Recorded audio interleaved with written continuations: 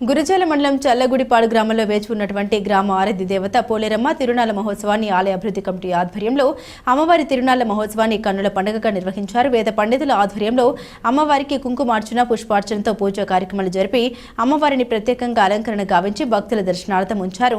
తదుపరి అమ్మవారి తిరునాళ్ల మహోత్సవం రంగరంగ వైభవంగా నిర్వహించడం జరిగింది. భక్తులు అమ్మవారిని దర్శించుకుని ప్రత్యేక పూజలు నిర్వహించారు. దేవాలయంలో ప్రత్యేక పూజలు నిర్వహించి అమ్మవారిని బాజా భజంత్రులతో మేళతాళాలతో పురవీధుల్లో ఊరేగింపుగా బయలుదేరి అమ్మవారి దేవాలయంలో బోనాలు సమర్పించారు.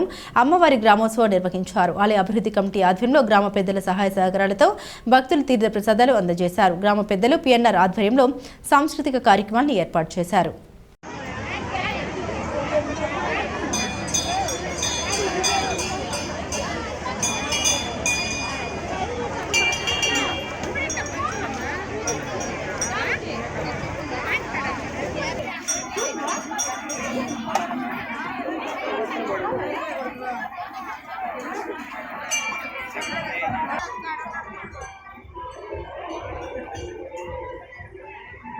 శ్రీనివాసరావు ముద్దు బిడ్డ నిఖిల్ గారికి స్వాగతం పలకడం మన కమిటీ వారు మొత్తం స్వాగతం సుస్వాగతం.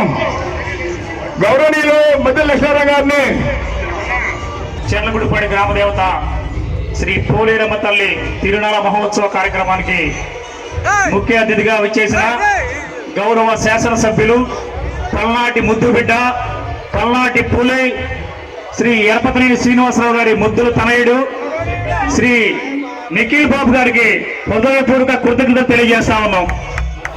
ఈ 10 నెలల పరిపాలనలోనే ఎక్కడ కూడా ఇంత చిన్న మచ్చ కూడా లేకుండా గౌరవ ముఖ్యమంత్రి వర్యులు శ్రీ నారా చంద్రబాబు నాయుడు గారు, ఉప ముఖ్యమంత్రి వర్యులు శ్రీ పవన్ కళ్యాణ్ గారి నేతృత్వంలో రాష్ట్రాభివృద్ధి ఓ పక్క సంక్షేమం మరో పక్క అభివృద్ధి 2 కళ్ళతో సమపాలనలో తీసుకొస్తున్నటువంటి ముఖ్యమైనటువంటి వ్యక్తులుగా పరిగణలో తీసుకుంటా ఉన్నాం.